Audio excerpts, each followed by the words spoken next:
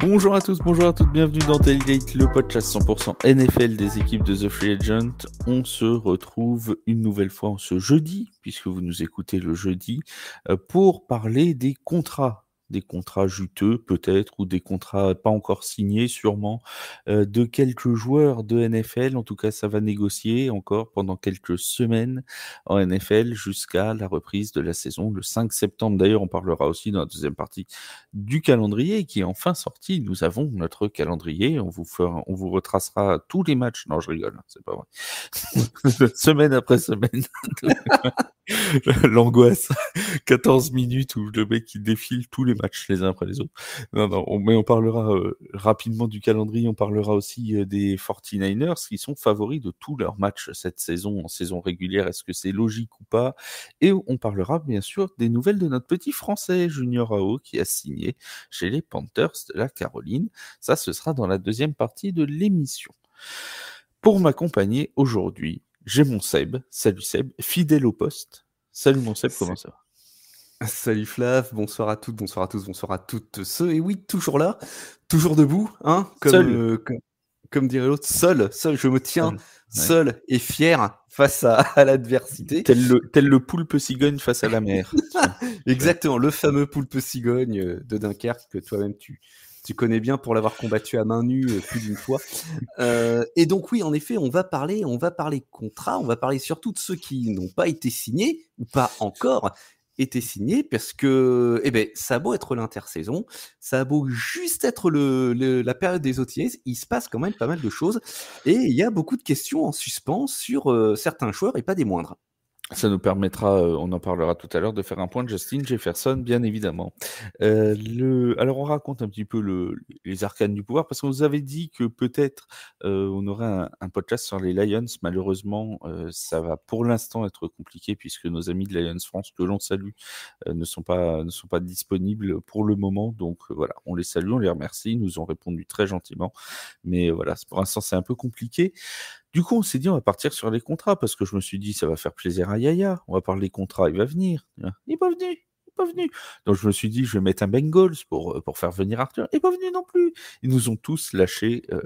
Oui, lâchement, il n'y a pas d'autre terme. Mais on ne leur en veut pas, puisqu'on s'amusera bien avec Seb et avec vous tous qui allez nous écouter. Et c'est bien ça le plus important, n'est-ce pas, mon Seb? Absolument. Voilà. Nous, ce qui compte, c'est les auditeurs. Hein. Après tout, Yaya, Arthur et les autres, on s'en tape. Voilà, toi, tu as choisi la violence aujourd'hui. Oui, c'est bien. C'est pour tous les messages privés que je me prends par Yaya pendant toute la semaine après. Comme ça, il écoutera et ça lui fera plaisir. Bon. On commence donc sur ces contrats. Alors, on a essayé de prendre des joueurs. C'est des joueurs offensifs. Et bon, je me suis aperçu de cette heure. Je me suis dit, tiens, j'en ai choisi 5. C'est que soit des receveurs, soit des quarterbacks. Bon. Mais on a essayé de prendre des cas un petit peu, comment dire, spécifiques, mais qui embrassent un peu tous les cas de figure. On va commencer par le franchise tag, puisque vous le savez, il y a quelques semaines, toutes les franchises pouvaient placer un franchise tag sur un de leurs joueurs pour lui permettre de rester une année de plus avec un contrat pleinement garanti, mais pour une seule année. Le but du franchise tag, normalement, tu es d'accord avec moi Seb, c'est de faire signer à long terme la personne, le contrat. Bien. Absolument. Ce qui a été le cas pour la plupart pour même tous ceux. Alors, il y a le cas d'Eljarius Sneed qui n'a pas signé un contrat à long terme avec la franchise qu'il avait tagué, puisqu'il est parti chez les Titans, mais ils ont tous signé un contrat à long terme. Tous sauf un. C'est pas Astérix, c'est pas Obélix, c'est T. Higgins chez les Bengals, qui lui n'a toujours pas signé son contrat et n'est toujours pas présent au fameux OTA des Bengals de Cincinnati. La question, mon cher Seb, c'est va-t-il jouer sous le régime du franchise tag cette année? Déjà, le fait qu'il n'ait pas encore signé, je pense que ça veut dire que les négociations se passent bien, hein, le groupe vit bien, comme il dit. Généralement, c'est que ça se passe bien. S'il n'a pas signé à ce moment-là de l'année, ça se passe bien. C'est Ironique, hein, c'est ironique. C'est que tout va pour le mieux dans le meilleur des mondes. Va-t-il jouer sous le franchise tag ou va-t-il partir? Alors, j'aimerais beaucoup avoir la réponse, mais je n'ai pas nettoyé ma boule de cristal depuis un certain temps. Elle est rangée, donc j'aurais du mal à être catégorique. Ce que l'on sait, c'est que Higgins, là, Cincinnati actuellement lui propose un contrat à 20 millions par an. Ce qu'il voudrait, c'est un contrat similaire à celui de Michael Pittman à Indiana. Michael Pittman, il a signé pour 3 ans et 70 millions. La grosse différence, c'est que dans son club, Pittman, il est receveur 1. Et ce n'est pas le cas de T. Higgins. Alors attention, je ne dis absolument pas cela pour diminuer le rôle de T. Higgins dans son club. Hein. C'est quand même 42 réceptions, 656 yards et 5 touchdowns la saison passée. Ça n'est pas rien. Néanmoins, si c'est son point de référence, on n'est pas tout à fait sur la même configuration entre ces deux joueurs. Et donc, il n'a pas encore signé. Et d'après Adam Schefter, un de nos insiders préférés, il ne le signera pas cette semaine. Et effectivement, il ne s'est pas présenté au OTAs et il ne devrait pas s'y présenter. Alors, effectivement, est-ce qu'il va nous faire une L'Jarius Sneed ou, pour rappeler de bons souvenirs à nos amis de Cincinnati, une Jesse Bates, hein, la saison dernière, qui est revenue au dernier moment pour finalement signer à Atlanta, avec en plus pour lui le succès que l'on sait, puisqu'il a vraiment redynamisé le backfield des Falcons. Pour le moment, nul ne le sait, mais ça a l'air bien mal engagé, cette affaire. Oui, alors tu l'as dit, hein, 42 passes, 656 yards, 5 touchdowns la saison dernière. C'est quand même un joueur qui avait dépassé les milliards en 2021 et 2022, hein, si je dis pas de bêtises. C'est quand même un joueur important, mais effectivement, Cincinnati a ce problème-là de se dire qu'il y aura d'autres contrats bientôt aussi à renouveler. Il y aura les cas de Ja'Marr Chase, les cas de Joe Burrow, les cas de ça. Il va falloir garder de l'argent sous la semelle pour nos amis de la jungle. Et si jamais on balance un contrat max à T. Higgins, qui encore une fois, et tu l'as justement rappelé, n'est pas receveur numéro 1 dans la franchise, bah, ça peut poser problème. Alors, tu as parlé du chiffre de 20 millions, hein, qui est celui qui aurait été refusé par T. Higgins. Il faut savoir que s'il joue sous le régime du franchise tag, le salaire garanti est de 21,8 millions pour l'année. Donc voilà, ça c'est un salaire qui lui sera de toute façon pleinement garanti. On rappelle aussi qu'il y a la possibilité de signer ce franchise tag, ce qui n'est toujours pas fait pour T. Higgins, la possibilité de partir dans une autre franchise, ou, il faut bien le rappeler, la possibilité de ne pas jouer du tout. C'est une possibilité. Il a le droit de dire « je ne signe pas le contrat ». Je ne vais nulle part, et pendant une année, je ne joue pas. C'est ce qu'il y avait eu l'an dernier avec Chris Jones, hein, si je ne dis pas de bêtises, chez les Chiefs, où pendant quelques jours, quelques semaines, il y avait eu cette discussion, va-t-il signer, va-t-il pas signer, va-t-il faire grève toute la saison ou pas? Des infos qu'on a... Chris Jones, il n'avait pas joué le premier match. C'est ça, il n'avait pas signé le premier match contre Détroit que Kansas City a perdu, et le lendemain de cette défaite, ils avaient trouvé un accord. Mais c'est fou, dis donc, le hasard. Ça va vite dans le football, ça va vite. Et je me rappelle même qu'une personne assez éclairée qui est présente dans ce podcast, et ce n'est pas moi, avait dit, si jamais ça se passe mal pour Kansas City, je vous garantis que le chéquier va être sorti dans la soirée même pour Chris Jones. Voilà, ça avait marché. Je confirme ses propos. Voilà, ça avait marché effectivement comme ça. Donc voilà, pour T. Higgins, alors, des infos qu'on a des insiders américains, la grève serait pas dans ses projets, puisqu'il a dit bon bah s'il faut que je joue un an, je jouerai un an sous le régime du franchise tag. Mais ça veut probablement dire, à moins d'une grosse surprise, qu'il prolongera pas par la suite. On est d'accord. Ce sera sa dernière saison. Si ça devait être le cas de figure, il y a des chances, parce que ça empoisonne quand même le relationnel entre un club. Regarde l'exemple de Saquon Barkley aux Giants, qui la saison dernière a finalement accepté de signer son tag, et puis qui s'est dit finalement j'ai peut-être été trop gentil, et qui est allé voir si l'herbe était plus verte ailleurs, et qui, comble de l'ironie, en plus, est parti non seulement pour un gros chèque, mais en plus, littéralement, pour la maison d'en face, puisqu'il a signé à Philadelphie, et qu'il reverra les Giants 2 fois par saison à partir de maintenant. Donc c'est quelle chance il a. Quelle chance. C'est dire si ce type de situation, ça peut vraiment dégrader les relations entre un club et un joueur. Ah ouais, non, c'est très, très clair et le cas de Higgins, vraiment, ça reste, encore une fois, on a généralement un ou 2 cas problématiques avec le franchise tag tous les ans.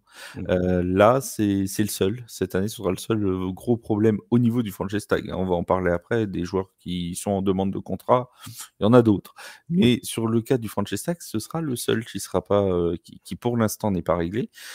Bon, il devrait terminer par le signer, on en reparlera sûrement, mais quand, à quelles conditions? Est-ce que le fait qu'il ait fait sa, entre guillemets, «moins bonne saison», parce qu'il faut rappeler qu'il a été blessé quand même, hein, l'an dernier, il a joué que 12 matchs, Tee Higgins. Est-ce que le fait qu'il ait fait une saison à 600 et quelques yards et non pas à 1000 comme les 2 saisons d'avant, ça joue, tu penses, dans le fait que les Bengals sont réticents à lui offrir un contrat à long terme? C'est possible, blessure, 5 matchs manqués, pardon, la saison dernière. Forcément, ça t'embête. Enfin, ceci explique cela, mais c'est aussi une convergence d'éléments, justement. Est-ce que c'est, pas tant parce que ses stats ont baissé, mais parce qu'il s'est blessé et que ses stats ont baissé, pardon, que Cincinnati renacle à le signer? On Puis est encore il faut rappeler qu'il avait pas de Joe Burrow tout le temps derrière lui non plus, hein. Voilà, on a les différents, pépins physiques de Joe Burrow l'ont pas aidé, ne l'ont pas aidé non plus. Donc effectivement, on peut se poser la question et peut-être que, si Ja'Marr Chase était à sa place dans cette situation-là, peut-être que la même question pourrait se poser pour Ja'Marr Chase, qui sait? Donc il y a une convergence d'éléments, de ce côté-ci et puis d'un autre côté, chacun joue ses cartes aussi lors de ce type de situation. Le joueur, il veut être payé à sa juste valeur, c'est tout à fait légitime. Le club, lui, il veut aussi payer à ce qu'il estime être la juste valeur et il veut aussi manager, sa masse salariale pour les saisons à venir à cause des prolongations qui vont arriver et que tu as évoquées. Parce que si on se rend compte que si on commence déjà à anticiper, c'est très joli, mais si en anticipant, on se dit que les caisses vont être vides parce que Joe Burrow ou Ja'Marr Chase vont, pour ne citer que, ne vont, pardon, vont renégocier la saison prochaine, ça risque d'être une nouvelle impasse et peut-être avec un impact encore plus fort sur le club. Oui, et ça risque de prendre la place dans le salary cap, hein, Joe Burrow, Ja'Marr Chase, ça risque de Ça va prendre de ça la va place. chiffrer un peu, hein. Je pense que ce sera pas, on sera pas sur du contrat, mini. Surtout que on en parlera tout à l'heure, notamment avec Trevor Lawrence, mais, le fait est que plus tu vas signer tard dans les années, en 2025, le contrat sera sûrement plus élevé que ce qui aurait été proposé en 2024. En Effectivement. 2026 sera sûrement plus élevé parce que le marché fait que les prix montent de plus en plus et parce que le salary cap disponible aussi augmente tous les ans. Donc de fait, ça tire vers le haut tous les salaires. Donc forcément et encore une fois, on en reviendra avec le cas de Trevor Lawrence, mais il il y a pour les clubs l'intérêt pour certains contrats à les signer rapidement pour éviter que le marché s'envole encore plus. Absolument, ça permet de sécuriser le contrat. Tout à fait. On passe à Justin Jefferson, notre ami Justin Jefferson. C'est l'heure du point, Justin Jefferson. Justin Jefferson est toujours. On va faire un jingle. C'est le point, Justin Justin Jefferson. Jefferson. Justin Jefferson avec Nelson Montfort en direct du Minnesota. Il est toujours là. Il est frigorifié dans le Minnesota depuis maintenant 20 mois. Donc, Eh oui, Flavien. Justin Jefferson, qui est donc toujours dans le Minnesota et qui ne s'est pas présenté, surprise, aux OTA des Vikings du Minnesota. Oui, bon, ça, on s'y attendait un peu, hein. Ils les avaient pas fait l'an dernier non plus. Donc, bon, ça, c'est pas une grosse surprise. Voilà, Justin Jefferson qui est toujours en renégociation de contrat. Le general manager des Vikings nous dit tout va bien, ça suit son cours. Notre ami head coach nous dit tout va bien, ça suit son cours. En tout cas, ça suit son cours, mais il n'y a rien qui avance. Donc, la vraie question, tiens, la question numéro 1, avant de savoir qui que qu'est-ce, Justin Jefferson, le vois-tu jouer pour les Vikings en 2024? Ah, la jolie question, là aussi. Je pense qu'il y a plusieurs clubs qui seraient ravis, d'acquérir un joueur comme Justin Je Jefferson. pense qu'il y en a même 31, hein, qui seraient Oui, ravis. sans doute. Alors, attention, après Justin Jefferson, il va falloir 2 choses pour le faire vé allez, on va dire 3, pas forcément cumulatives, mais qu'il va falloir prendre en compte. Un quarterback, puisque rappelons-nous ce qu'il avait dit, lors de l'intersaison, hein. Lui, ce qu'il voulait, c'est casser la banque et avoir des garanties au poste de quarterback. Minnesota l'a écouté en tradant Kirk Cousins. Bon, Bold move. Ok, d'accord, c'est courageux pour ne pas dire plus. Il va falloir du salary cap pour casser la banque. Et il va falloir éventuellement des prétentions pour les playoffs. Donc, ça réduit quand même d'un coup considérablement la liste des candidats. Dans les recherches que j'ai faites, alors qui sont peut-être pas forcément pertinentes maintenant, puisqu'il y avait beaucoup de rumeurs pré-draft autour de son transfert éventuel. Il y avait un club qui revenait souvent, et moi je trouve pas l'idée idiote. Ce serait New England, les Patriots. Alors c'est ceux qui ont le cap space le plus haut pour l'an prochain. C'est eux qui ont le cap space le plus haut pour l'an prochain. Ils ont besoin d'un playmaker. Alors, le quarterback, franchement, on ne sait pas encore s'il est là. C'est un petit peu hasardeux de se projeter maintenant. Mais moi, c'est le nom que je voyais revenir le plus souvent. On voit Kansas City aussi, mais bon, vous n'allez pas nous envoyer tous les All-Pro à Kansas City, c'est bon, ça va aller. Et puis les Chiefs, je suis en train de regarder les salary cap en même temps.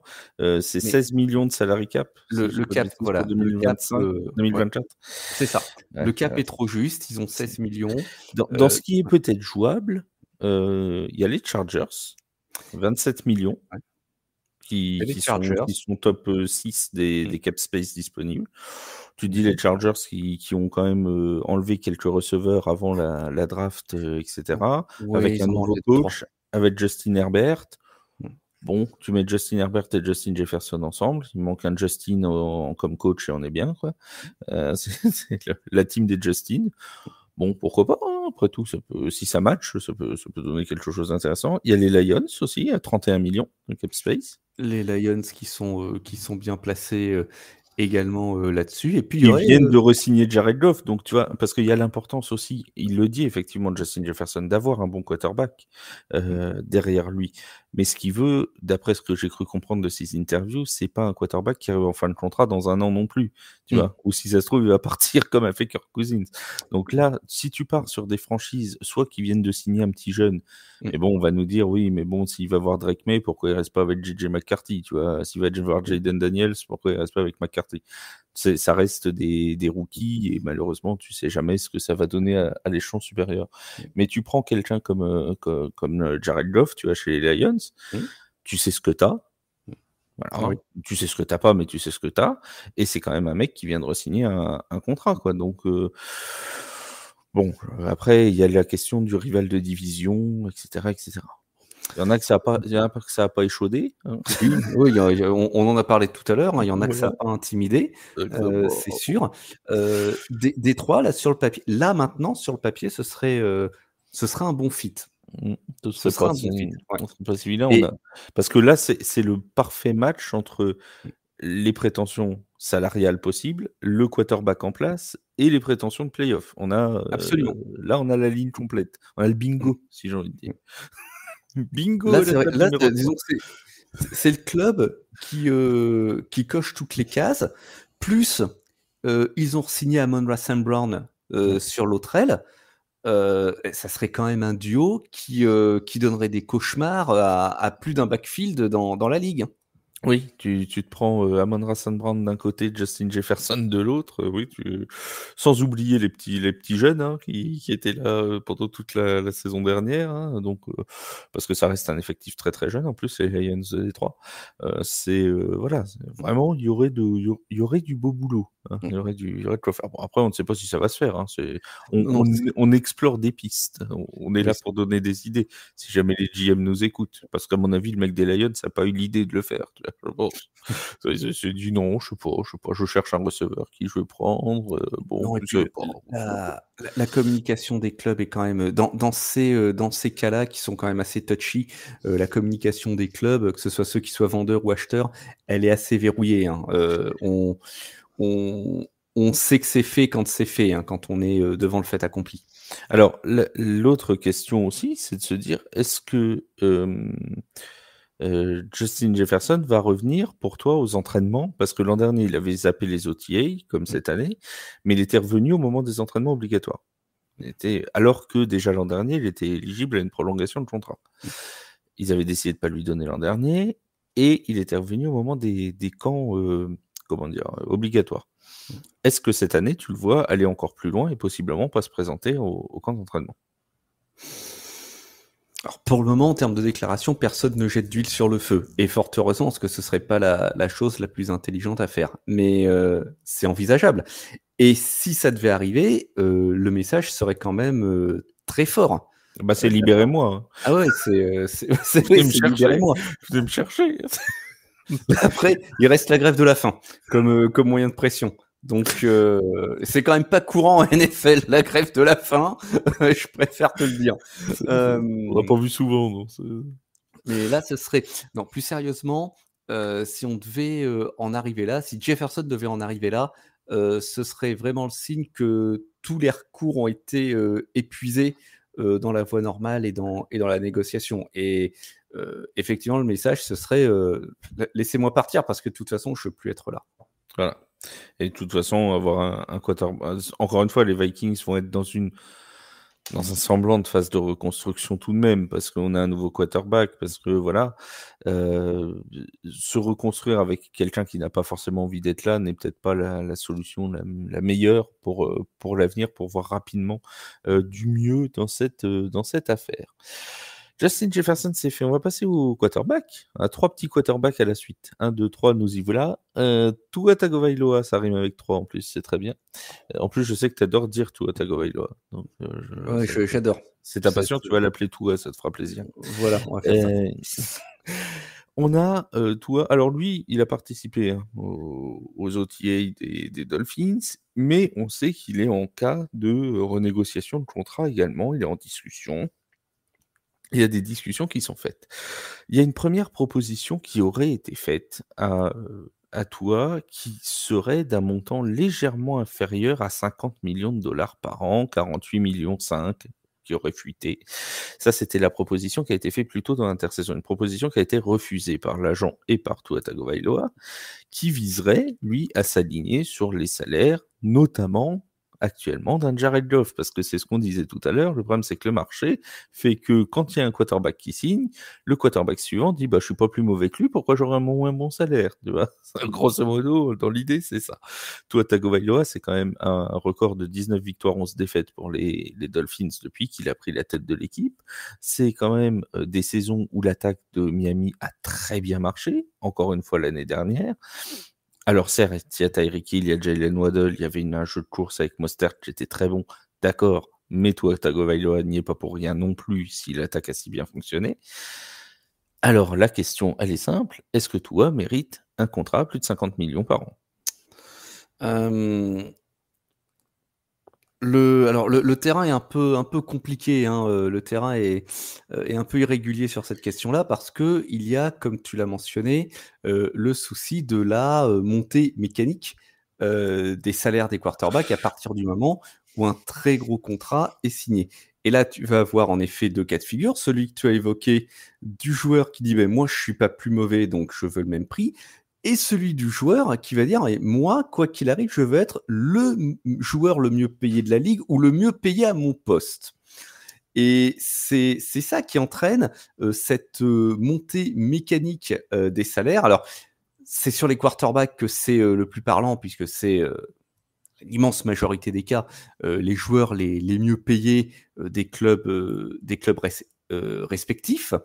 Donc le vrai point, il est plutôt sur le fameux prix du marché, si cher à notre brave Yaya, hein, qui du coup fausse un petit peu le jeu. Est-ce que Tagovailoa mérite ce salaire? Ça serait un petit peu définitif de se prononcer là-dessus, parce que bon, si je dois reprendre les arguments, on va dire, que certains utilisent envers au hasard un certain quarterback qui joue dans la baie californienne, hein, c'est facile de faire des stats quand on est bien entouré, il paraît. Voilà, on a visé personne. Hein. Je ne vise absolument personne. Mes propos, comme toujours, sont très généraux. Mais on a ce souci. Après, je ne vois pas Miami repartir sans lui. Mais c'est ça. C'était l'autre question. C'est quelque part, quel autre choix à Miami? Parce qu'ils ont construit une attaque qui fonctionne. Ils ont, grosso modo, on a gardé les mêmes membres. On a rajouté OBJ en plus du côté de Miami. Mais on pourrait discuter, un tel est parti, un tel est arrivé. Mais on va dire que l'ossature, grosso modo, le squelette va rester le même. Est-ce qu'il y a vraiment intérêt à se fâcher avec son quarterback, tu vois? C'est ça le truc, parce que là, ça chipote. Alors, évidemment, ne venez pas dire ce que j'ai pas dit. 1,5 million, c'est une somme d'argent énorme, etc. Mais là, on parle à l'échelle de la NFL. Que tu donnes 48,5 millions ou 51 millions, grosso modo, les Dolphins, ils peuvent le donner. Tu vois, c'est pas. Alors, ils sont pas à l'aise en cap space, hein, les Dolphins, pour les années à suivre. Peut-être qu'ils vont prendre une formation chez les Saints pour apprendre comment renégocier tous les contrats juste avant la date butoir. Pour l'instant, ils sont à 1 836 000. C'est le troisième pire cap space de la truc. Le pire étant les Giants de New York. On se demande pourquoi. On se demande qui est-ce qui plombe le cap space des Giants. Qui est-ce qui plombe les comptes?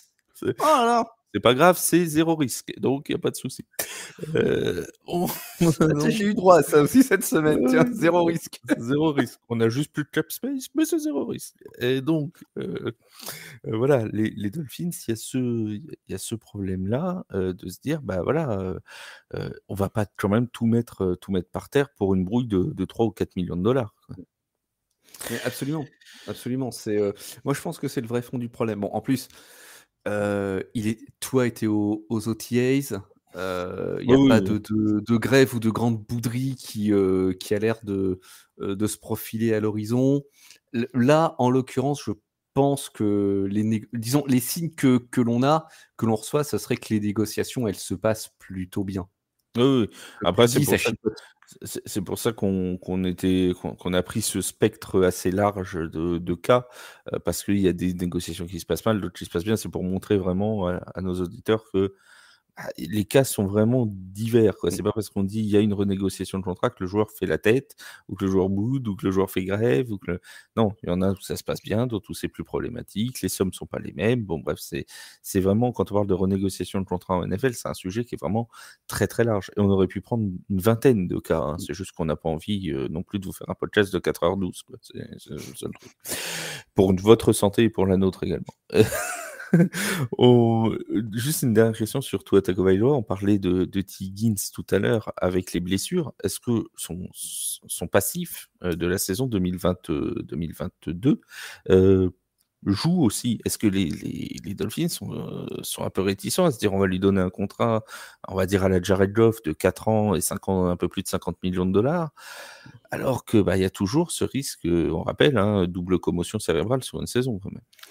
Oui, il faut le rappeler. Il faut aussi rappeler que la saison dernière, c'est la première de sa carrière qu'il dispute intégralement, dont il fait les 17 matchs de saison régulière. Et je ne peux pas m'empêcher de penser que s'il y a un point bloquant ou disons un petit point, pas un point noir, mais un point gris, on va dire, sur cette négociation, c'est ça. C'est sa capacité à rester en bonne santé. Après, les Dolphins, la saison dernière, ont très très bien travaillé pour qu'il reste en bonne santé. Il a été très bien protégé, pourvu que ça dure. Mais je pense que c'est une idée qui flotte un petit peu au-dessus de la tête de tout le monde dans ces négociations. On continue nos quarterbacks avec le cas je l'ai esquissé tout à l'heure de Trevor Lawrence du côté des Jaguars de Jacksonville. Là, c'est un petit peu, j'ai envie de dire, la même chose que pour Tua Tagovailoa avant de rentrer dans le fond du problème de son contrat. Est-ce que vraiment les Jaguars ont un autre choix que de prolonger Trevor Lawrence? Non. Voilà. Alors, pour une fois, je vais être catégorique. Voilà. Non. Je pense même que c'est le chantier prioritaire pour leur intersaison de re-signer Trevor Lawrence. On peut en dire ce que l'on veut. Alors, idem, on sait ce qu'on a, on sait aussi ce qu'on n'a pas. La saison dernière, c'est 4016 yards lancés, 21 touchdowns et 14 interceptions. C'est quand même pas un bilan honteux. C'est la priorité pour eux, c'est de lui proposer une prolongation. Donc là, il va rentrer dans sa 4e année de contrat, hein, je dis pas de bêtises, C'est ça. c'est bien ça. Il aura sa 5e année en option, évidemment, qui a été activée par les Jaguars, mais le but, c'est d'arriver à une prolongation à long terme pour sécuriser sur le long terme.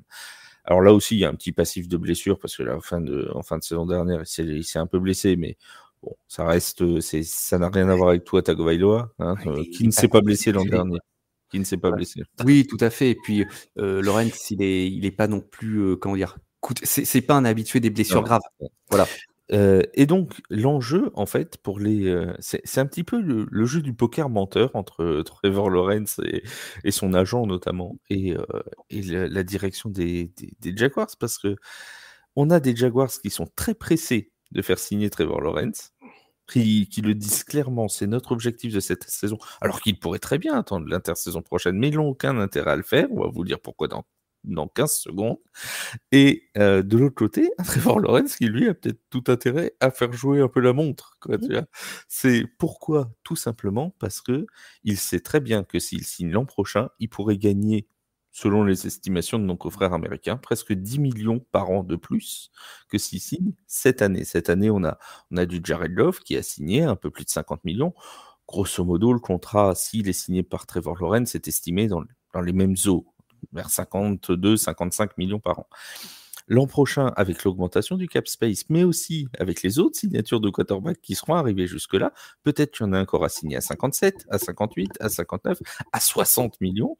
Rien ne dit que les Jaguars ne seront pas obligés de proposer 62, 63 millions à Trevor Lawrence. Donc, c'est d'un côté les Jaguars qui se disent il faut qu'on le signe maintenant parce qu'après ça va devenir très cher, et de l'autre côté Trevor Lawrence qui se dit je suis pressé d'attendre. C'est très exactement cela. L'augmentation mécanique des salaires dont je parlais tout à l'heure, elle est aussi liée à l'augmentation annuelle du cap space qui est constante depuis quelques années. Et si la saison prochaine, on a une autre grosse prolongation qui tombe et qui sera évidemment forcément bien supérieure à 50 millions de dollars, Trevor, il pourra très bien dire, mais moi, j'ai droit à la même chose. Après, il y a toujours, on parlait blessure. Si par malheur Trevor Lawrence devait contracter une blessure grave, et on sait que dans la vie d'un athlète, et en particulier en foot américain, ça peut arriver. Alors, disclaimer, hein, attention, qu'en d'habitude, ce n'est absolument pas ce que je souhaite à Trevor Lawrence. Les fans des Jaguars, calmez-vous. Mais voilà, c'est un risque. Il est le même pour tout le monde sur ce terrain. On en parlait pour toi, Tagovailoa, tout à l'heure. Si par malheur, il devait se blesser gravement, ça pèsera aussi dans la balance lors de cette fameuse négociation. Mais en l'état actuel des choses, effectivement, l'intérêt de Jacksonville, c'est de dire à Trevor Lawrence, signe maintenant et puis appuie fort, il y a du carbone. Pour Trevor Lawrence, c'est d'attendre et de dire non, c'est bon, vous inquiétez pas, on a le temps, hein, je suis là. Alors en plus, ce qu'il ne manque certainement pas de faire peser dans la balance, c'est que les Jaguars ont eux un très bon cap space pour le coup, et que eux ont de la marge. Avec leur cap space, c'est le 3e meilleur hein, de toute la NFL, plus de 34 millions de dollars disponibles. Donc voilà, il y a de fortes chances pour que l'agent de Trevor Lawrence essaye de grappiller quelques millions supplémentaires. Et alors là, mécaniquement, si Trevor Lawrence venait à signer du 55, du 57 millions là dans quelques jours, forcément, ça va influer aussi le contrat de Tua Tagovailoa, etc., etc. C'est une vraie mécanique de marché qui ensemble, on va pas faire des études d'économique et sociale, mais c'est un vrai marché de quarterback qui fait que le prix de l'un va entraîner nécessairement l'augmentation du prix de l'autre.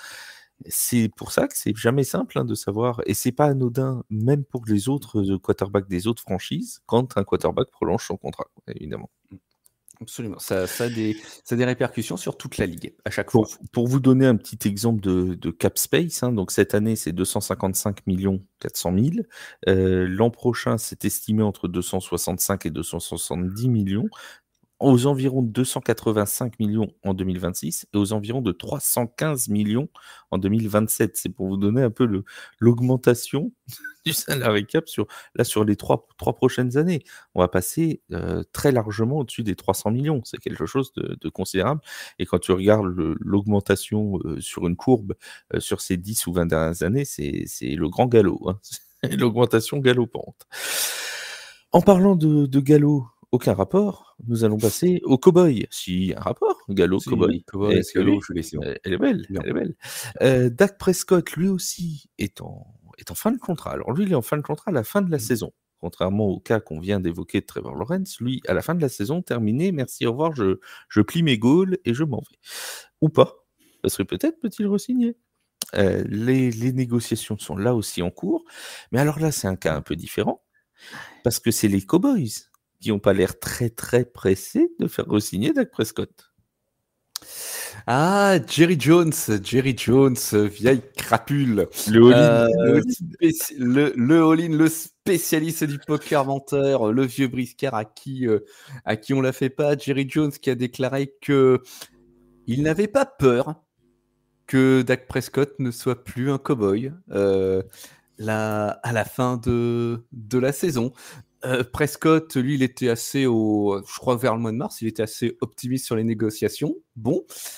Apparemment, Jerry Jones a dû accidentellement effacer son numéro de son portable parce qu'il l'a pas appelé à ce sujet, hein, ce pauvre Dak. Et Prescott qui fait preuve de bonne volonté puisqu'il a déclaré, lui, il n'a pas envie, enfin, son intention n'est pas d'être le joueur le mieux payé de la ligue, ce qui est intelligent parce que ça laisse de l'argent pour des gens comme il le sera pas. ou Micah Parsons. Oui, non, ça c'est un autre débat. On peut gloser sur Dak Prescott, mais toujours est-il que c'est un franchise quarterback, c'est le franchise quarterback de Dallas actuellement, et cette attitude, je pense aussi que c'est celle de quelqu'un qui se dit que l'argent qui ne sera pas utilisé sur lui, ça va être utilisé pour l'entourer ou renforcer le club. Ça fait plus d'argent pour des gens comme CeeDee Lamb ou Micah Parsons, au hasard. C'est une attitude à la Mahomes. Hein. On rappelle que Patrick Mahomes, c'est très loin, et ça surprend toujours, mais c'est très loin d'être le joueur le mieux payé de NFL. Hein. Enfin, qu'on s'entende, il a un contrat confortable, mais ce n'est pas, il va pas renégocier. Il a même plutôt tendance tous les ans à renégocier à la baisse son contrat, à le renégocier pour offrir du cap space, pour aller prolonger les Travis Kelce, les Chris Jones, bref, tous les joueurs qui vont l'entourer. Brady, il a fait ça très régulièrement. Brady l'a fait beaucoup. Voilà. Il l'a fait très souvent. Il y a ceux qui cherchent à être le mieux payé. Parfois, les Américains disent c'est l'argent ou les titres, en fait. C'est un peu ça. Qu'est-ce que tu privilégies? Est-ce que tu privilégies un gros contrat où tu vas gagner beaucoup d'argent pour toi? Ou est-ce que tu dis je prends moins d'argent, j'en laisse plus pour l'équipe, puisque c'est une logique de cap space, donc c'est réparti sur l'équipe en entier. Et dans ce cas-là, ça aide à recruter des meilleurs receveurs, des meilleurs tight ends, des meilleurs joueurs de ligne, des meilleurs DB, voilà, et qu'au final, tu te retrouves avec une logique d'équipe où forcément, tu as du talent à toutes les lignes. Et donc, c'est plus facile de gagner des titres qu'avec un super quarterback payé 70 millions par an, mais où il a personne à qui lancer le ballon. Quoi. Absolument. C'est un peu le jeu. Je pense que dans le cas de Prescott, Jerry Jones, une fois de plus, c'est un vieux briscard. C'est quelqu'un qui cache toujours son jeu. Je pense que entre les déclarations à la presse et ce qu'il en est en réalité, il y a un certain décalage. Et c'est très intelligent de sa part de cacher son jeu ainsi, puisque on est à une époque où tout se sait et où on réclame la transparence à tout craint. Mais sur des points comme cela qui sont aussi sensibles, on comprend que les clubs veulent garder une certaine confidentialité. Donc je pense qu'il y a une grande part de bluff de la part des Cowboys. Néanmoins, Jerry Jones, c'est aussi quelqu'un qui est capable d'être imprévisible, de faire un gros coup de poker et de dire à la fin de la saison, tant pis. Mais vaut mieux qu'il ait un plan de secours. Et là, pour le moment, au point où on en est, je vois pas trop ce que ça peut être. Voilà, c'est ça. C'était ça aussi la question, c'est qui, si jamais Dak Prescott n'est plus là, alors on nous a dit aujourd'hui, on a eu l'info comme quoi Trey Lance c'était, comment ils ont dit, très bien, super coachable, ils ont dit, donc il pouvait être entraîné facilement, qu'il était très à l'écoute, Oui, bon, de là à donner à Trey Lance les clés de l'attaque, et puis après il y a Cooper Rush, hein, de mémoire dans le comité de quarterback, c'est Cooper Rush, Trey Lance et Dak Prescott. Donc, je vois pas l'un des deux derrière pousser à la porte pour prendre la place. Mais bon, on peut se tromper. On peut se tromper dans l'état actuel. Non, dans l'état actuel des choses, on va être un petit peu lucide. Ça me paraît quand même compliqué. Je suis certain que Trey Lance, il est coachable, etc. Tout ce qu'on veut. Hein, ça a l'air d'être un bon pro. Enfin, voilà. Mais de là à déboulonner Dak Prescott de son poste, je pense que la marche est un petit peu haute. Hein. Très, très clairement. Bon, après, et puis je pense pas que les Cowboys visent non plus de ne pas renouveler Dak Prescott pour aller chercher un très bon choix de draft en 2025. Bon, ça n'a pas l'air d'être la politique de l'équipe hein, pour cette année. Ils n'ont pas l'air dans la base de balourder la saison. Donc, oui. voilà. Et puis chez les Cowboys, virer le QB, ne pas signer le QB, c'est pas trop la tradition quand, quand tu y penses, à part vraiment dans les années sombres. Mais regarde, Aikman, Romo, Prescott, tu vois, tout ça, il y a quand même une continuité. Et puis si on veut remonter encore Roger Staubach, lui qui est resté je ne sais plus combien d'années, c'est pas trop dans la tradition du club, tu vois. On le laisse partir à la retraite, mais c'est assez rare qu'on renouvelle pas ou qu'on vire. Ou alors, il faudrait vraiment qu'il se passe quelque chose de complètement insensé. Enfin, qui lance 7 touchdowns et 25 interceptions dans l'année ou quelque chose mais il sort d'une des meilleures saisons de sa carrière, hein, Prescott, Oui. en plus. Donc c'est d'autant plus. Oui, après, ce qui lui est reproché, c'est toujours la même chose. Et est-ce que c'est de sa faute? Oui. C'est le fait de pas passer les tours de playoff quand il faut les passer, quoi. Je pense qu'il n'est pas le seul à incriminer. Non, Hein, non, moi non plus. Mais bon, on a sur ce toujours. coup-là, C'est un éternel débat. Hein, il y a un management qui est très particulier à Dallas et une fois de plus que les fans des Cowboys ne pensent pas que je m'acharne sur leur franchise. Hein, je dis ça avec le maximum d'objectivité possible, mais Dallas, c'est certes un univers impitoyable, c'est aussi les Cowboys, c'est un monde à part. Hein. Ouais. Et c'est vrai que est-ce que les Cowboys réussiraient mieux si Dak Prescott n'était pas là en playoff? C'est rien à cette heure nous permet d'en être certain, quoi. Donc voilà, on verra bien à la fin de saison, hein. Ou plutôt, si ça se trouve, il y a eu j'ai eu une info en même temps, une notification d'un insider. Je me suis dit, ça se trouve, il va nous sortir la signature d'un gros contrat en direct. Le truc improbable, tu sais, toi, Tagovailoa vient de signer. Pile en même temps de l'émission. Alors, c'est réaction à chaud. Si c'est pour me dire que Brandon Ayuk se fait transférer, tu le laisses, je verrai ça demain matin, hein, c'est bon. Je vais passer une assez mauvaise journée comme ça. Non, là, pour le coup, l'info, c'était Davante Parker qui est placé sur la liste de réserve, etc. Forcément, puisqu'il a annoncé qu'il partait à la retraite, Davante Parker. D'ailleurs, j'en profite pour faire le pont, Davante Parker qui a investi dans une franchise de LF. Je crois que c'est les Panthers, si je dis pas de bêtises. Et donc, il a investi dans cette franchise de LF. Et ça me permet de vous rappeler qu'on a un podcast de LF sur les Mousquetaires de Paris, sur tout ce que vous devez savoir sur la saison 2024 des Mousquetaires qui commence pour eux le 9 juin. La saison de LF commence ce week-end. Mais pour les Mousquetaires, il y a une bye week dès la week 1. C'est original, mais c'est comme ça. Et oui, quand on est 17 dans la ligue, forcément, on ne veut pas tous jouer. Et donc, les Mousquetaires sont en bye week la week 1, mais le LF commence ce week-end et vous pouvez retrouver le podcast qui est disponible sur Spotify, sur toutes les plateformes d'écoute. N'hésitez pas à aller l'écouter. En parlant de LF, en parlant de Paris Mousquetaires, en parlant de Français, notre Français de la NFL, lui, est parti. Il est plus chez les Vikings. Et non.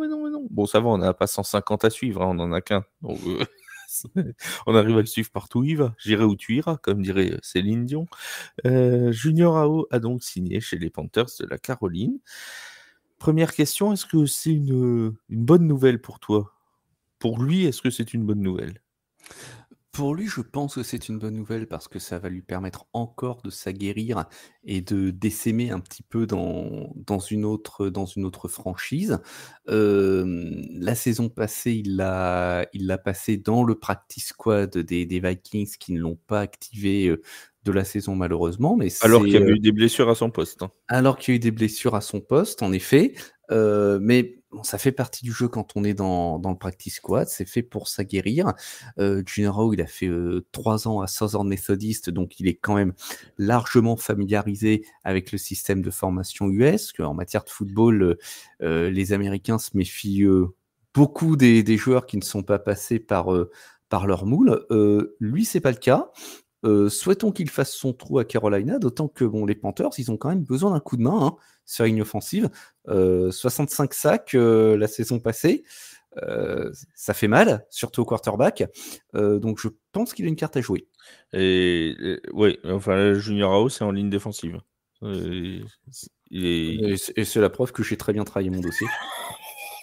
Je me disais pourquoi ils me parlent de ligne offensive. Alors, ils ont besoin d'être partout, de toute façon. Non, mais blague mise à part, les Panthers de la Caroline, alors, ils ont un truc avec les Vikings cette année, justement sur la ligne défensive. Ils sont allés chercher, sur la défense en général, ils sont allés chercher DJ Vonum, qui est l'ancien linebacker, qui a été notamment révélé à cause des blessures chez les Vikings l'an dernier. Luigi Villain, qui pareil, lui en linebacker, qui était prévu pour faire le practice squad avec Junior Howe, qui était en lutte avec Junior Howe pour une place dans l'effectif, et qui se retrouve aussi chez les Panthers, et donc Junior Howe qui est chez les Panthers aussi. Là où c'est intéressant pour Junior Howe, si on prend par exemple le depth chart d'ESPN, c'est qu'il est 3e dans l'ordre de defensive end, à gauche, derrière Ashon Robinson qui viennent de recruter des Giants, si je dis pas de bêtises, et la Brian Ray qui lui n'a pas joué un seul snap, c'est un ancien d'Alabama, encore une fois je ne me trompe pas, et la Brian Ray qui n'a pas joué un seul snap l'an dernier. Donc il y a vraiment une compétition qui peut être faite, j'ai envie de dire. Les 53 des Panthers sont peut-être plus accessibles que les 53 des Vikings. C'est fort possible. C'est fort possible pour lui. Plus il est, je pense que ce qui joue également pour Junior, c'est qu'il est jeune encore. Il a 25 ans. Je reste persuadé qu'il a une place à jouer, en particulier dans ce club. Voilà. Non, franchement, ça va nous faire vivre un mois d'août absolument incroyable. Alors, la seule chose que j'ai pas réussi à trouver, c'est est-ce que, du coup, les Panthers récupèrent la place réservée pour l'International Programme Pathway? Parce que les joueurs qui sortent de l'IPP, quand ils signent avec une franchise, ils ont une place réservée en plus dans le practice squad de l'équipe. Donc les Vikings avaient leur practice squad, plus une place pour Junior Howe, qui de toute façon était réservée. C'est pour ça qu'ils n'avaient aucun intérêt à le couper du practice squad, puisque de toute façon, qu'ils le gardent ou pas, c'était une place bonus. Donc il n'y avait pas de souci. Ce qui impliquait aussi qu'ils n'avaient pas trop d'intérêt à le faire monter, puisque sinon ils perdaient leur place, leur place offerte. Donc, ça bloquait un peu dans le practice squad. Et j'ai pas, en cherchant dans les arcanes de l'International Programme Pathway, j'ai pas trouvé si quand il était transféré, est-ce que la place partait avec ou pas. Donc je ne sais pas. Si quelqu'un a la réponse, il n'hésite pas à nous le dire en commentaire. Nous ne connaissons pas tout de l'IPP encore. Donc voilà, parce que ça peut être intéressant. Parce que mine de rien, si cette place part pas avec, s'ils n'ont pas cette place en plus, bah encore une fois, ça peut inciter aussi à le faire monter davantage dans les 53 du roster actif. Peut-être verrons-nous les juniors à haut. Alors on le verra en pré-saison, ça c'est quasiment certain. Je pense que, comme l'an dernier, on l'avait vu avec les Panthers. Donc, bon, il n'y a pas de raison qu'il joue pas. On l'avait vu avec les Vikings. Il n'y a pas de raison qu'il joue pas pendant la pré-saison. La question est de savoir s'il va jouer ensuite plus dans la saison, ce qui ferait plaisir, puisque nous rappelons que le premier match des Carolina Panthers se situera chez la meilleure équipe de la NFL actuellement, à savoir les Saints de la Nouvelle-Orléans. Ce qui me fait un pont parfait pour parler du calendrier. T'as vu, c'est travaillé. Non, c'est fort, c'est fort. Voilà, puisque le calendrier a été révélé la semaine dernière, bon, pas de surprise, 17 semaines de compétition, tout le monde a 16 matchs, non, 17 matchs, c'est bien ça, 18 semaines de compétition et tout le monde a 17 matchs, bon, bah, jusque-là, pas de surprise. Les matchs internationaux, on en a un peu parlé la dernière fois, c'est intéressant au Brésil, c'est acceptable en Angleterre, et puis il y a un match en Allemagne. Voilà, on va pas en dire plus sur le match en Allemagne, c'est pas la peine, c'est pas utile. On a voilà ce calendrier. Alors, il y a cette histoire de médiatisation. Et là, tu vas être au centre du débat, mon cher Seb, parce que les 49ers sont l'équipe la plus médiatisée. C'est pas la seule, mais ils font partie des équipes les plus médiatisées avec 6 fois un match en prime time dans la saison, là où les Panthers n'en ont aucun. Avant 2022, il y avait obligation, je crois que c'était pendant le TNF, si je ne fais pas d'erreur, je crois que les Thursday Night Football étaient obligés de passer au moins une fois chaque équipe de la ligue. C'était des contrats, des droits télévisuels pour que tout le monde passe au moins une fois en prime time. Ça n'est plus. C'est ce qui nous a donné des magnifiques matchs. Je me rappelle d'un Bears Commanders notamment. Bon, bref, ça, des fois, ça donnait des pépites. Cette année, et depuis l'an dernier, ça n'est plus obligatoire. Est-ce que pour toi, il faudrait remettre cette obligation ou pas? Est-ce que c'est pas juste de ne pas voir les Panthers en prime time? Le souci, ça a été. Tu parlais d'un Bears Commanders. Moi, je me souviens que la saison dernière, sur les réseaux, on pouvait voir de nombreux fans se plaindre de la qualité des affiches lors du Thursday Night Football. Et là, ils avaient le choix. Là, ils pouvaient faire ce qu'ils voulaient. Voilà, et là, ils pouvaient faire ce qu'ils voulaient. Et c'était, moi, je pense que c'est ce point qui a créé une sorte de bad buzz auprès de la NFL. Avec ce qui a semblé, du moins, peut-être amplifié, magnifié par les réseaux sociaux, ce qui a semblé être une légion de fans disant non, mais c'est des affiches putrides, arrêtez, pitié, on n'est pas venu ici pour souffrir. C'est sans doute l'élément qui les a poussés à revenir sur ce dispositif. Après, comme tu l'évoquais, on est peut-être en train de tomber dans l'excès inverse, parce que, bon, on sait que je suis toujours objectif sur les 49ers. Hein. Oui, évidemment. Mais, évidemment. mais honnêtement, je mets à la place on va dire, déjà du supporter d'un autre club, ou même du spectateur lambda de football. 6 fois en prime time, ça commence à faire beaucoup, non? Ouais, alors après, il faut rappeler que tout n'est pas diffusé sur la même chaîne. Tout le Monday Night Football est sur ESPN, le Thursday Night et je sais plus. Il y en a un sur Amazon, il y en a bref.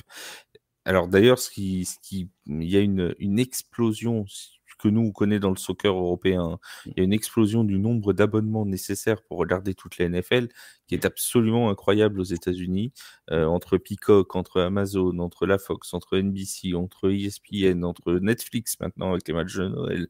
Bref, il y a même une info un peu marrante. Je crois que c'est nos amis d'NFL même qui ont sorti ça, comme quoi ça coûtait moins cher de prendre un abonnement chez les Panthers de Carolina qu'un abonnement sur toutes les plateformes pour suivre la saison des Carolina Panthers. Après, le downside, c'est que tu es obligé de regarder les matchs chez Panthers. Oui, c'est pas cher, on peut pas tout avoir. Hein, je rappelle quand même que le seul match où ils avaient baissé les tickets à 99 centimes, c'est l'une de leurs seules victoires de la saison dernière, soit dit en passant, chez les Carolina Panthers. Mais on va arrêter de se moquer gentiment de cette petite franchise, parce qu'on n'a rien contre nos amis chatons. Mais on a vraiment maintenant, c'est vrai que ça récompense les grosses écuries. Et on rappelle que le Thursday Night Football, le Monday Night Football, le Sunday Night Football sont choisis en amont. On connaît déjà, je crois que c'est les 15 premiers, si je ne dis pas de bêtises, jusqu'à la semaine 15. Donc on connaît les 15 premiers, ce qui explique, je me rappelle de l'an dernier, il y avait des gens qui me disaient « Oui, pourquoi ils ont mis Jets Dolphins en Black Friday Games ?» Parce qu'à l'époque, ça devait être un duel de division avec Aaron Rodgers. On s'est retrouvé avec Tim Boyle. Oui, d'accord, mais c'était pas prévu comme ça dans le script. Et au moment où le calendrier est fait, les décideurs télévisuels regardent le calendrier et se disent « Ah oui, là, on a une affiche entre Mahomes et Brock Purdy. » Bon, c'est pas mal. Alors forcément, s'ils se retrouvent avec les QB3 des deux côtés, ça a moins de valeur, c'est sûr. Mais bon, ils peuvent pas le savoir. L'an dernier, pareil, il y a eu le cas des Bengals contre les Chiefs, où on s'était dit, c'était le match du 31 décembre. On disait, on va fêter l'année avec un Joe Burrow, Patrick Mahomes, ça va être la fête et tout. Bon, il n'y avait pas de Joe Burrow. Il manquait que lui. Il en manquait un des deux. Bon, mais ça arrive, c'est des choses qui arrivent. Après, encore une fois, c'est des calendriers qui sont décidés bien à l'avance. Il n'y a que pour les toutes dernières journées où là, par exemple, le tout dernier Sunday Night Football est décidé généralement selon l'impact que ça aura sur le calendrier. C'est généralement un match qui est décisif pour les playoffs, etc., etc. En parlant de calendrier, dernière petite question sur le calendrier, il y a une grande vague, notamment chez les propriétaires, qui veut instaurer 18 semaines pleines de compétition, c'est-à-dire 18 matchs, avec du coup 2 bye week, donc ce qui ferait 20 semaines de NFL. T'es pour ou t'es contre? À voir. Moi, je trouve que ce business model d'une saison courte, il est très très bien pensé parce qu'en fait, chaque match à domicile, c'est quasiment. Alors, tout dépend pour quel club, hein, ça dépend si tu es à Kansas City ou au hasard à Carolina, ça devient une sorte d'événement, de véritable événement, j'allais dire local, mais non, plus encore. À voir, la saison a déjà été poussée là, à 17 matchs. Hein. Moi, j'ai connu les saisons à 16. Ah, Les petits moi jeunes. aussi. Voilà. Oula. Oui, mais on est de la même Ah oui, il y a génération. des petits jeunes, il y a des petits jeunes qui n'ont pas connu à 16 jours, on a Voilà. connu à 16. Voilà. Après, là, ce qu'ils disent, c'est qu'il n'y a pas de, tu vois, t'as pas de, c'est pas un chiffre pair, et donc du coup, tu as plus de matchs soit à l'extérieur, soit à domicile, etc., etc. Là, au moins, ça égaliserait 9 matchs à domicile, 9 matchs à l'extérieur. Par contre, encore une fois, il y aurait 2 bye week pour permettre le repos des organismes, etc., Oui. etc. Donc, on imposerait 2 bye week par franchise, ce qui nous ferait 20 semaines de compétition, et ce qui de fait, remettrait le début de la compétition, comme nous on l'a déjà connu, à fin août. Parce que ça, pendant un moment, c'était traditionnellement le dernier week-end d'août, le départ de la saison NFL. Maintenant, ça se démarre plus vers le 5, 7, 8 septembre. Mais avant, c'était le dernier week-end d'août. C'était le fameux, je crois que c'est le Labor Weekend ou un truc comme ça s'appelle. Je crois. Aux États-Unis. Voilà, c'était là où les gens rentraient au travail, et bien, il y avait le début de la NFL. Bon, on reviendrait sur ce schéma-là, on repousserait pas le Super Bowl. Hein. Le Super Bowl resterait grosso modo dans la première, maximum deuxième semaine de février. Voilà, c'est l'idée. Bon, en tout cas, les propriétaires ont l'air plutôt partants pour ce truc-là. On verra bien ce que ça donne. En parlant de calendrier, on a parlé des 49ers tout à l'heure et on a eu une petite info venue de nos amis de FanDuel qui répertorient les cotes des paris sportifs. Et alors là, non, on va pas vous faire prédiction de paris sportifs, ça viendra dans la saison bien assez tôt. Ne vous inquiétez pas pour ça. Ouh là là, ne quittez pas l'antenne, ça viendra bien assez vite. Mais on invitera Mathieu pour faire les prédictions, bien évidemment, puisque c'est notre maître à tous au niveau des prédictions, et on salue Mathieu Van Ball. On a les 49ers qui sont favoris sur les 17 matchs de saison régulière. Pas une seule fois, les bookmakers ne mettent les 49ers outsiders d'une rencontre, alors même qu'ils doivent jouer notamment contre les Chiefs, alors même qu'ils doivent jouer contre les Dolphins à Miami. Il y en a des matchs où ça pourrait être... mais non, ils sont favoris des 17 matchs. Parce que les Américains, dès que le calendrier sort, les cotes des bookmakers sortent pour les 17 rencontres. Hein. Donc voilà, ce sera ajusté au fur et à mesure. Si Brock Purdy vient se blesser en semaine 2, forcément, les cotes vont changer pour la semaine 3. Il n'y a pas de doute là-dessus. Mais en tout cas, il y a des cotes de base qui sont sortis. Est-ce que toi, ça te semble logique qu'on ait mis les 49ers favoris des 17 matchs de la saison régulière? J'ai reçu cette nouvelle. C'est moi qui l'ai écrit. Et ça m'a laissé assez dubitatif. Parce que tu l'as pris en pleine poire, hein, ça t'a laissé ça m'a. Enfin. Dubitatif, c'est le terme. Parce que lorsque les calendriers sont sortis, bien évidemment, tu imagines que le premier que j'ai regardé, c'est celui des 49ers. Ah mince! Ah ouais, t'as vu, c'est dingue. Je croyais que c'était celui des Panthers. Je m'étais dit que les 5 premières semaines, ça n'avait pas l'air mal. Mais alors, à partir de la semaine 6, les enfants, ça devient musclé. Parce qu'il faut aller à Seattle. C'est jamais facile. Puis, Kansas City, Dallas, bye week. On souffle un peu en allant au soleil à Tampa Bay. Seattle, Green Bay, Buffalo, des Bears en reconstruction, les Rams, les Dolphins, Détroit, et on va souffler avec Arizona en semaine 18. Il y a quand même un enchaînement là qui est réservé aux professionnels. N'essayez pas ça chez vous.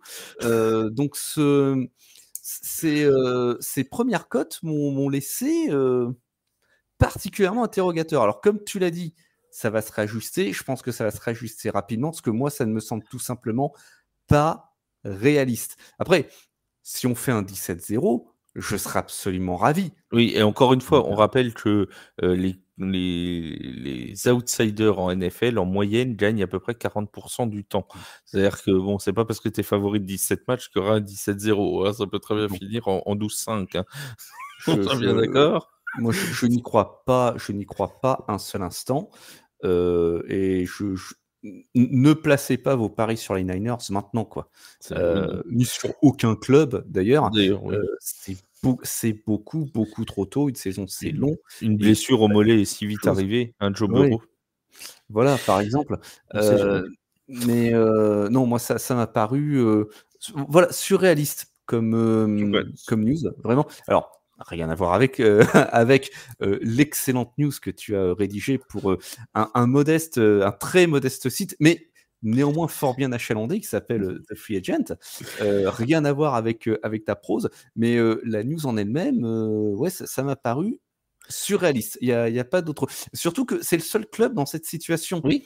Donc pourquoi San Francisco ? Pourquoi pas Kansas City ? L'autre qui est plus proche, c'est Kansas City. C'est Kansas City. Et en fait, ça se joue sur le match entre Kansas City et San Francisco. Oui, forcément. Puisqu'ils s'affrontent. Donc, il en faut dire. Alors, ça aurait pu être. Ils auraient pu mettre des cotes équilibrées. Ça existe. Hein. Le code parfaitement équilibré, voilà, ça peut exister. Mais là, contre Kansas City, ils sont favoris de 2 points, les 49ers. Alors, c'est contre. Je crois que c'est à San Francisco. Hein. Je crois que c'est à San Francisco. Ce qui devrait jouer dans le fait que tu sois favori. J'avais le calendrier. Oui, en effet, c'est à San Francisco. Voilà, c'est ça qui fait. Je pense que ce serait à Kansas City, ce serait inversé. Mais, ce serait inversé, très certainement. Et les Dolphins, c'est à Miami. Et là, ils sont favoris de 1 point. C'est le match le plus serré de la saison des 49ers pour l'instant. À l'autre extrême, on retrouve les Patriots où ils sont donnés favoris de 12 points. Et les Cardinals où ils sont favoris de 9,5 points pour l'instant sur l'ouverture du marché des cotes. À l'opposé, et on va dire qu'on s'acharne contre ces pauvres Panthers. Les Panthers sont donnés perdants dans leurs 17 matchs de saison régulière l'année prochaine. Donc voilà, si vous voulez vous faire de l'argent, parce qu'ils en gagneront. Hein, donc vous pouvez toujours tenter le coup de, tu vois, je joue un petit peu. Voilà. Et à un moment, ça va payer. À un moment, Ah, il y en a qui ont déjà fait des 0,17. Hein, enfin, 0,16. 0,16. C'est arrivé. 0,16, c'est déjà arrivé. Coucou Cleveland. Au hasard. Avant de refermer ce podcast, on a deux petites questions. Mais juste avant, je vais quand même parler de la D1 Elite et après je passe aux 2 questions. La D1 Elite avec un suspense insoutenable. Mon cher Seb, insoutenable. Sache-le, insoutenable.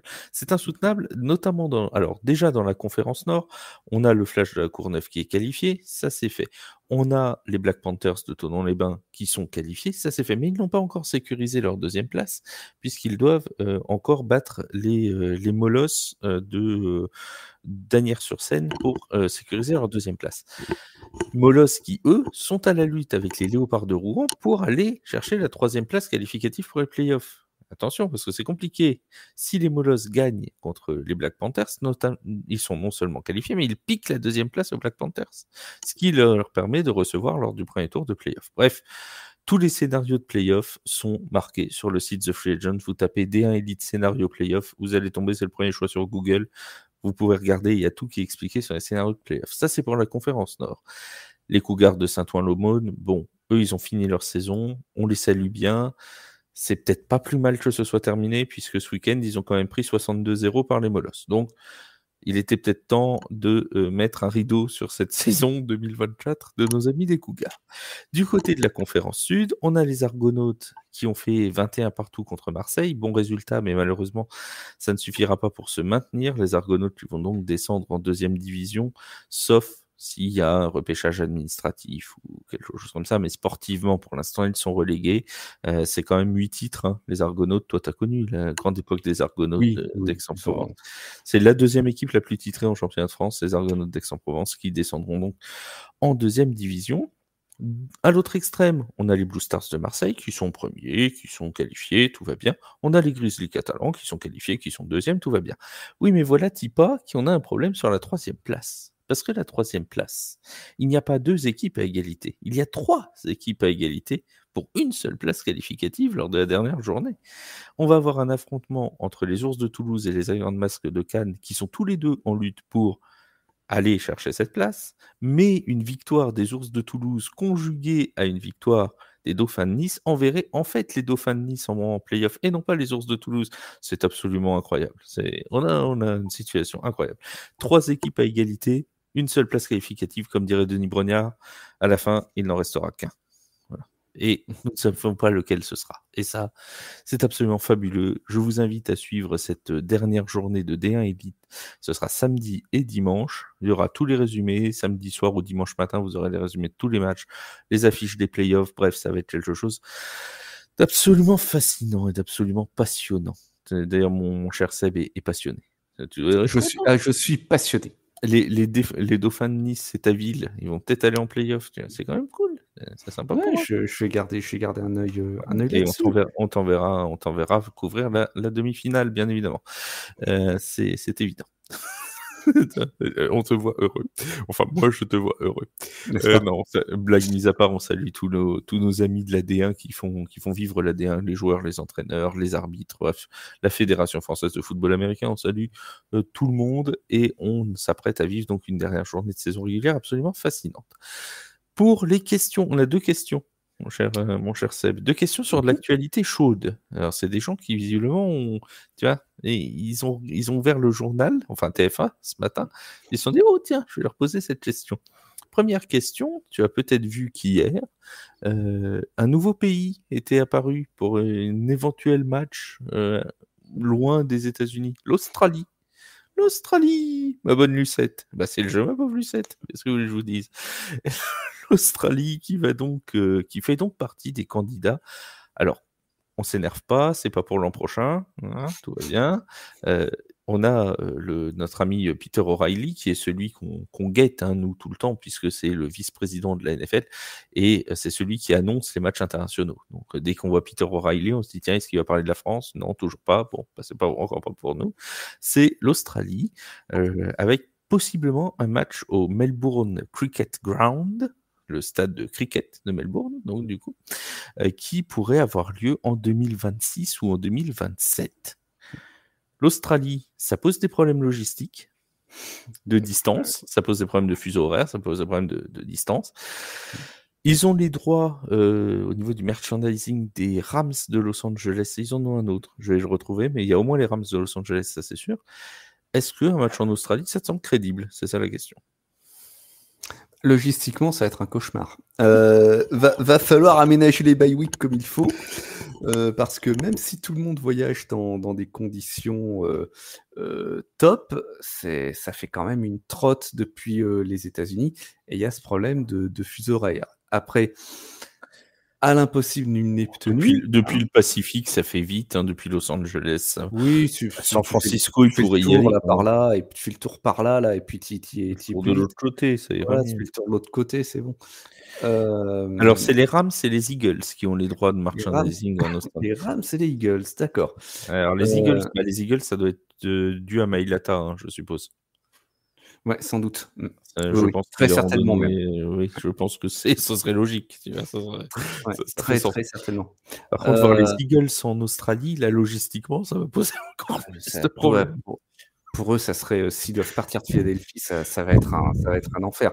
Après, qui vivra verra, et à l'impossible nul n'est tenu, hein, pour parler par dicton. Mais toujours est-il que c'est que la preuve qu'en termes d'expansion internationale, la NFL tient, à laisser sa marque, et 2, il passe à la vitesse supérieure en allant explorer d'autres continents que la vieille Europe. Oui, on a l'Europe, on a l'Amérique du Sud cette année, on aura peut-être l'Océanie dans un avenir prochain pour un match de saison régulière. En tout cas, ça fait partie des possibilités qui sont données. Pourquoi pas, après tout, le public australien doit être féru de NFL. Et puis, bon, le département merchandising de la NFL est tel que quand ils se lancent dans ce genre d'annonce, c'est jamais au hasard. Non, et puis ça fait des années que l'Australie est sous les radars de la NFL de toute façon. Voilà. Moi, ce que je propose, à la rigueur, c'est que on envoie les Jaguars de Jacksonville, histoire qu'ils nous fassent un petit road trip tour du monde, tu vois. 2 matchs à Londres, un match à Munich, un match... Est-ce que les Londoniens vont être d'accord de lâcher leur équipe en plus, ils font Londres, un match à Munich, un match à Melbourne, ils en causent un à Sao Paulo sur leur tour. Il reste 3 matchs à Jacksonville. Ouais, c'est les fans de Jacksonville qui vont être contents. Déjà que les ricains râlent parce qu'il y a de plus en plus de matchs à l'étranger et qu'on leur vole leur football, ils vont faire joli. Moi, je me dis, je sais même pas, à la rigueur, pourquoi est-ce qu'on fait encore un stade à Jacksonville, un nouveau stade. Pourquoi faire un nouveau stade à Jacksonville, au final? C'est surfait. C'est surfait, il faut le construire à Londres. C'est surfait, il faut le construire à Londres, tout à fait. Et dernière question, elle nous vient de Mick. Mick qui nous demande, est-ce que tu as vu que les chaînes allaient être abandonnées pendant la pré-saison? On va passer à une espèce de Hawkeye optique pour mesurer les first down en NFL. Est-ce que ça te semble une bonne évolution? Écoute, maintenant les téléphones n'ont plus de fil. Pourquoi pas des chaînes d'arpenteurs sans chaîne, hein? C'est le progrès, mon pauvre monsieur, hein, c'est le 21e siècle, quasiment le 22e là. Non, blague à part. Pourquoi pas? Enfin, la NFL a toujours été à la pointe dans les innovations technologiques, que ce soit dans le jeu, que ce soit dans les diffusions télé. C'en est une de plus. C'est comme tout, ça va faire jaser pendant quelques temps. Il y aura forcément des décisions controversées qui seront prises avec ce nouvel outil, mais on essuiera les plâtres et comme tout le reste, tout le monde s'y fera. Je suis très curieux en revanche, très impatient même, de voir l'impression visuelle, parce que moi depuis 30 ans j'ai quand même l'habitude de voir les personnes avec une chaîne là et puis le gilet jaune sur le bord de la touche et l'arbitre qui fait venir la chaîne d'arpenteur pour mesurer et des fois qui donne un first down alors que le ballon est 30 cm derrière. Bon, bref, ça c'est autre chose. Mais voilà, moi je suis très curieux de voir et vraiment l'impact visuel que ça aura lors des diffusions télé. Moi j'ai hâte de voir quand ça va se passer à Kansas City un jour. Ça va arriver, c'est certain. En semaine 15 ou 16 et qu'on va leur donner un first down alors que tout le monde avait vu qu'avec le Hawkeye que ça passait pas. Et là, il va y avoir... ça va encore repartir sur les Chiefs se sont favorisés. C'est de la faute de Taylor Swift. Il y a eu un vrai débat. Il y a vraiment des Américains qui ont posé la question à la personne qui valide le calendrier de la NFL pour savoir si Taylor Swift avait joué un rôle dans l'ordre des matchs des Chiefs de Kansas City. Enfin, on marche sur la tête. Faut quand même rappeler, et vous pouvez aller sur notre Instagram, Charles vous l'a très bien expliqué, comment il fait le calendrier NFL, mais c'est des calculs arithmétiques faits par des dizaines d'ordinateurs. La pauvre Taylor, elle y est pour rien. Je me dis que les gens qui posent ce type de questions ont beaucoup trop de temps libre. Sans doute. La seule chose à la rigueur où elle pourrait être responsable, c'est si elle avait prévu de faire un concert, je sais pas, disons à Los Angeles au SoFi Stadium, et qu'il fallait que les Rams se jouent en même temps, ça aurait décalé le match, mais c'est tout. C'est la seule responsabilité qu'elle va avoir. Ouais, mais là, en général, les promoteurs et les sociétés d'exploitation des stades sont déjà mis d'accord sur ce point-là. Ça fait rarement polémique. Ils ont déjà fait le boulot bien avant. Enfin voilà, trêve de plaisanterie, les amis. On se retrouve la semaine prochaine, jeudi prochain, pour un nouveau numéro de Tailgate. Il n'y en aura pas en ELF ce lundi, puisque les Mousquetaires ne jouent pas. Vous retrouverez un podcast ELF mardi 4 juin pour débriefer le premier match de nos Mousquetaires de Paris. Mais bien évidemment, en NFL, on se retrouve dès la semaine prochaine avec mon Seb et qui voudra bien nous accompagner. Et sinon, nous continuerons à 2, ce n'est pas grave. Bonne soirée à tous, bonne journée. Si vous nous écoutez le matin, bonne soirée si vous nous écoutez le soir. Et on se dit à très vite sur les antennes de TFA. Salut tout le monde. Ciao, bye.